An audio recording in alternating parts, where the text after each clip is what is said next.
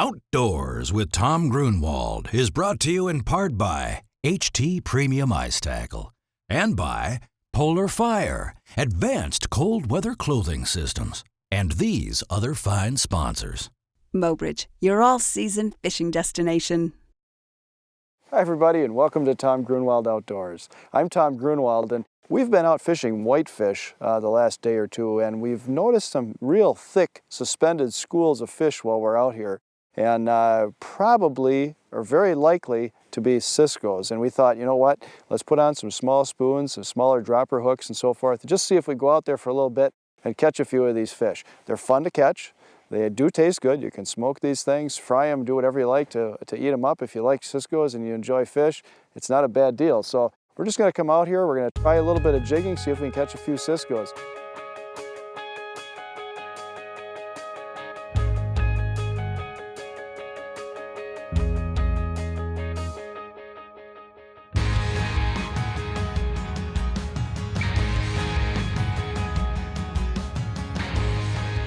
Well, we're marking fish down here. I've got a small spoon with a sliding treble rigged up above it. And we're fishing about 59 or 60 feet of water right here. Just kind of a big bowl, real steep drop-offs on all sides. And these schools of Cisco and whitefish just kind of cruise around the perimeter of that, suspended. And we're marking fish here. Now the trick is to try to get them to bite. And a lot of times with whitefish, what I'll try to do is, I get a fish in, I'll reel that spoon up, just kind of work it and wiggle it. If I can get the fish charging as he comes up on it, then I'll just pause. And a lot of times right on the pause is where we'll get the bump. But again, like any other species, you have to experiment a little bit, try different things. But the big thing with these whitefish is that they're suspended. They're usually pretty aggressive, especially if you got a large school of fish. They're competing with each other, and you can work them.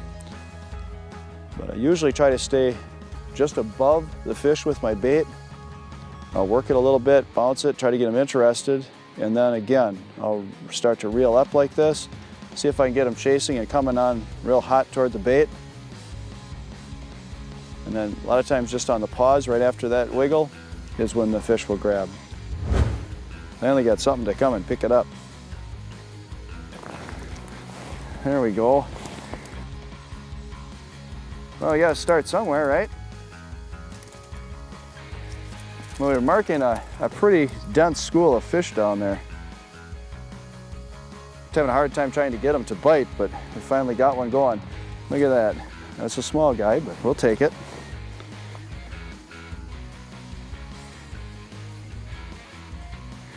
We got the rig here I want to show to you. There's a lot of different ways you can take whitefish. You can use small jigs and light spoons are real popular. Of course, you're fishing deeper water, you got to have some way of getting the bait down fairly efficiently, and that's why I like to use the spoons. But I've just got this small HT spoon there. It's a glow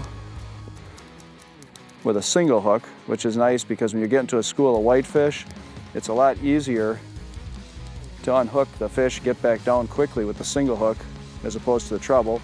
And in cases like this where you're dealing with a pressured, finicky situation with whitefish, it's a little easier to cover up the hook with the waxworm that we're using for bait. And then a little trick that we learned fishing up on Green Bay for whitefish with Pro Staff member Don Dumas is the sliding treble. And basically all that is a small number 12 treble hook that's put just above the swivel on my leader. And I bait that with a waxworm as well. And you'd be surprised, I'd say a third of the time that we get strikes, we'll get the hookups on that sliding treble. So all I'm doing is just putting a waxworm here on one of these tines. And again, if the fish are being real fussy, it can help sometimes to use a couple of waxworms to try to cover up the hook a little bit.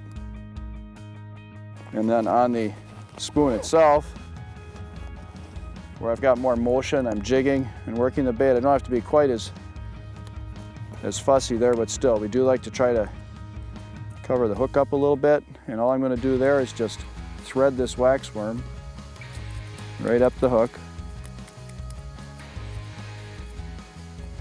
just like that.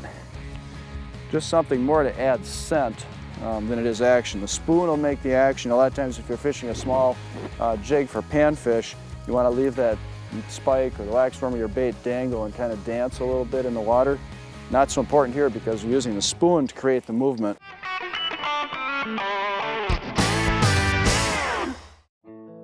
So we're out here, we're fishing this nice deep hole here for whitefish, and we're in around 60 feet of water. We are seeing a couple suspended fish, and I would suspect that they're probably whitefish, possibly cisco. And what we're doing is just working some smaller size spoons and just trying to see if we get these suspended fish to come up on these baits. Usually if you get onto a good school of whitefish, they can be pretty aggressive. So here's our bottom. And we're on the 80-foot scale, so that's the inside red line there. That puts us in about 60 feet here. And this is where we're marking our fish, has been in that area anywhere from 5 to 10 feet off the bottom. And this is my bait right here. So I'm just kind of working that lure a little bit. And several of the holes that I've been in, you can tell, you'll see 3 or 4 of those big red marks up high, and then you want to try to get your spoon positioned where you can catch those fish. Right now I'm not seeing anything on the screen, and we've got a series of holes drilled out here, so I'll sit here, I'll jig this maybe for a minute or two. If nothing shows up on the screen, I'll grab my skimmer and my sonar and hole hop. We'll move on to the next hole. When we looked at the rig earlier, I showed you the spoon, and then I showed you the little trick with the sliding treble. This cisco came through and hit that sliding treble. So the spoon's down below, and here's this rig, and that's what he grabbed a hold of, was that waxworm loaded treble hook.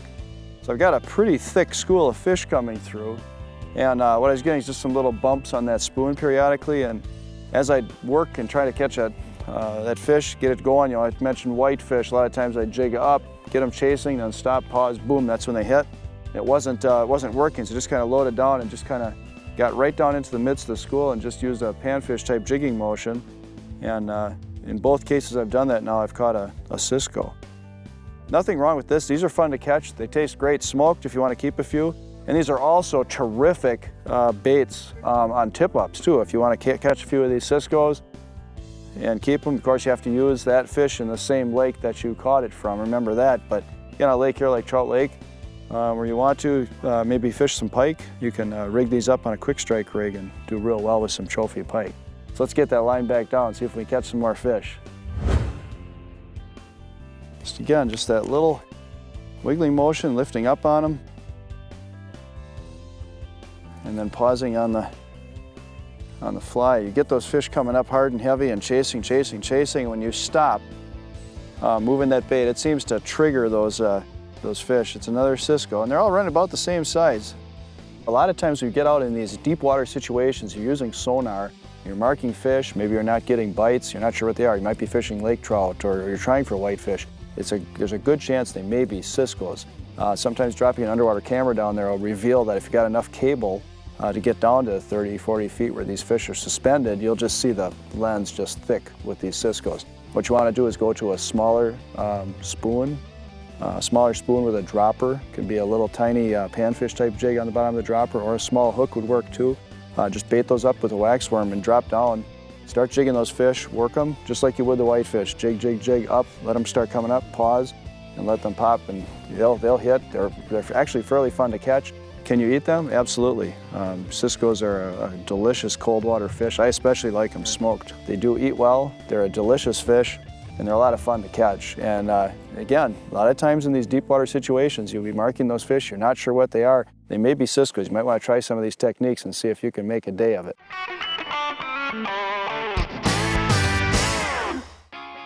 Hey, you know, one of the things that we've been using a lot in recent years are these soft rod cases to help protect our rods, transport them around while we're on the ice.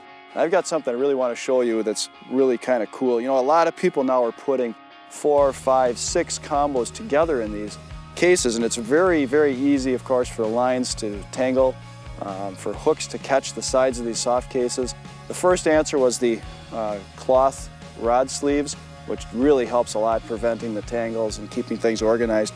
But still, sometimes you could get hooks caught inside the sleeves. Here you are on the ice, moving around trying to catch fish, get that rod out, and the hook is caught. Got the answer.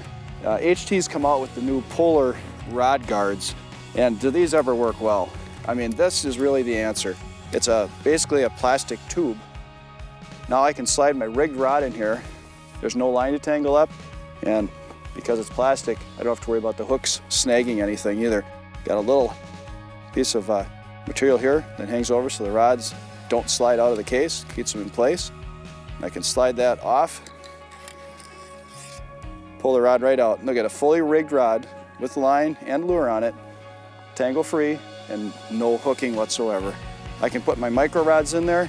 Now I've got a solid tube, protects the rod tip, prevents tangling, eliminates hookups inside the soft case, and I can go in here. Right now I've got multiple combos all rigged up inside of here with no worries. Hey, if you're a real fisherman and you're using a lot of rods and you're using soft cases, I highly recommend going along with some of these rod guards. It'll make things a whole lot easier for you this winter.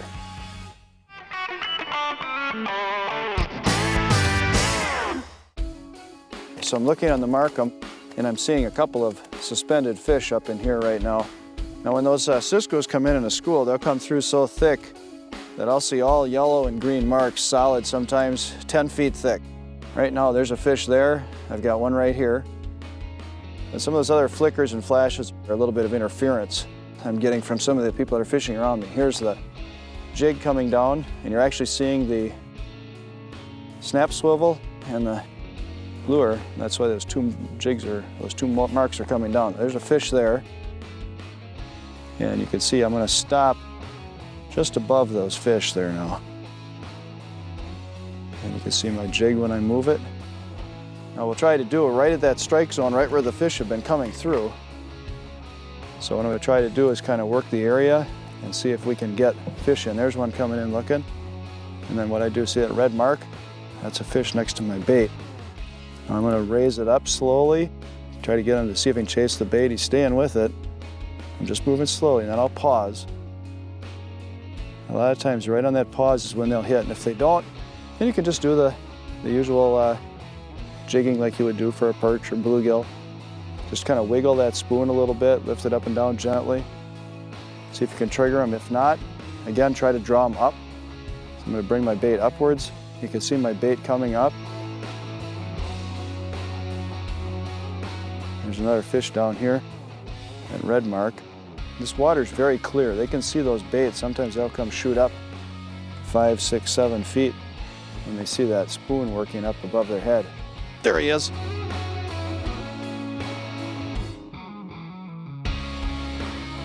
All right. Came up and hit that spoon again. And just to show you difference, a lot of times you're catching these whitefish, and of course they're silvery and shiny, just like the Cisco's. And the way to tell the difference really, in part, is the forked tail, but also the easy giveaway is the mouth. The Cisco's have this mouth more turned upwards, like a typical fish, versus a whitefish. The mouth is actually down toward the bottom. They're designed actually to bottom feed, and so the mouth will actually be positioned downward versus upward on the Cisco. So that's an easy way to tell the difference. Another nice one.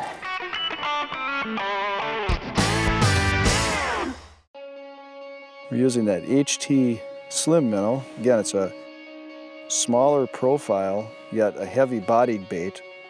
And it's got the glow color, which is a big, big help in the deeper water, helps fish find the bait even when it's clear. Blood red line. I always like to have a little red on my baits.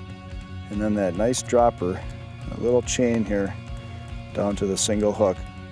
And what that does is it doesn't pin the hook so closely to the body of the spoon, so when these fish aren't quite as aggressive, I can wiggle that spoon, and that hook can dance around a little bit with that wax worm, and they can suck that in just a little bit easier because it's lighter. It doesn't have all the weight of the spoon.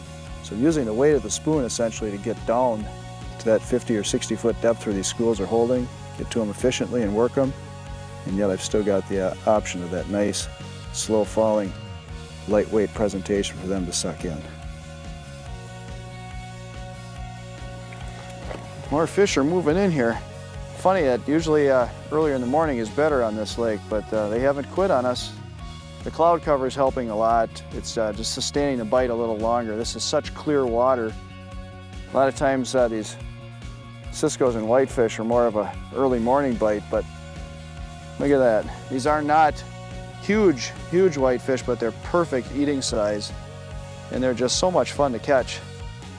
And what we're seeing on the screen here is when we're into the ciscos, it's a real thick school of fish, probably 5 to 10 feet thick. When these whitefish are coming in, it's more of a individual type thing. You'll get maybe a fish, 2 or 3 at a time. Now I show you the mouth on the whitefish as opposed to the ciscos. You'll notice on these whitefish that mouth is actually positioned at the bottom part of their head. And I'll try to hold them, they're so muscular, it's hard to hold them steady. But if you look at the mouth, it's more toward the bottom here. And that's designed so that they can feed on the bloodworms and grubs and invertebrates and things right off of the bottom, typically. Now, the cisco's mouth, of course, is a little different in that it's positioned more centrally or up in the front, as you typically see with a perch or other species of fish.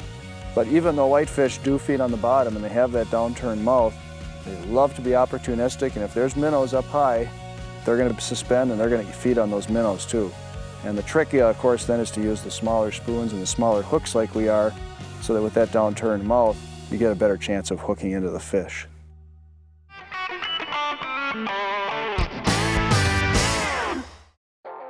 There he is. Okay, this one feels a little bit heavier too. Push the cord out of the way. Yeah, this one might be a whitey. Yep, and a whitefish, not a bad one either. There we go. Come on out of there, fish. All right. There. All right. Nice mixed bag catch here today. Now we came out on this deeper body of water. Target was to try to get some of these, what they call pelagic, or suspended fish, like the Tulibee ciscos and these whitefish. And we were able to do it. Again, I've just got this nice small slim minnow spoon from HT. It's kind of a smaller profile spoon, but it's heavy. And that glow color, of course, helps in this deeper water. The little dropper, let you get these waxworms here out of the way, you can see that. And a little chain rig dropper to a single hook. And again, I think that single hook does help a lot. When you're fishing these whitefish and these ciscos, they got these downturned mouths on the whitefish and the smaller mouth on the cisco. And that little single hook, I can cover that up nice with the waxworm and get a good solid hook set. And this is the result right here. Isn't that a beautiful fish? They're all muscle. You know, these fish aren't huge, but you're looking at 16, 18 inches of all muscle, and they just fight. And you get these things in. Whitefish are delicious. One of my favorite fish actually to eat. And I'll probably bake these. Go right along with those smoked ciscos. Hey, it's been an outstanding bite here. We'll just keep going. I'm still marking suspended fish. Just kind of keep going back down to them. I've had to work them hard. They're not real aggressive, but again, just by working that fish up, keep them coming. As soon as the fish gets close on the bait, I'll stop, pause, try to let them hit, and if I get lucky, bang, that's when they hit. We'll keep going. Let's get this back down, try to get some more. Yeah, we went on a little bit of a whim here and decided to try fishing this suspended school, and we're out over 60 feet of water. And these fish were down maybe 40 to 50 feet. Oh, and I'll tell you what, they've been just slamming the baits. This one feels a little bigger. Maybe this one's a whitefish. We've been catching quite a few ciscos, and not some real big whiteys, but a few. Nice mixture, maybe in the 16 to 18 inch range. Fight hard, fun to fish. Got a nice overcast day, and that's made the fish keep biting just a little longer. But again, we suspected that big school, being as thick as it was probably ciscos, and it just happens to be, in this case here also, a mixture of a few of the whitefish in there too. This one's gonna get away from me, but that's okay. We're just about finished here. We wanted to come out, catch us a few. Well, I'll tell you what, he's still sitting in the hole, so let's show this whitefish, as long as we got him here. A bad hook set, but a good ending to the day. We ended up with the fish anyway. I thought he was gonna go back down the hole on me. But this is what we've been getting out here, is just some smaller to mid-size whitefish. These are running like 16 to 18 inches, perfect eating size. Along with, as you can see right here, a mix of Cisco's, and those fish are running between maybe 8 and 10 or 11 inches. Perfect eating size. We'll take these fish back. These whitefish I'll probably bake. Cisco's, as I've mentioned several times, I like to smoke. I'll probably take those to my local meat market and get that done up. You know what, this is just a really fun outing.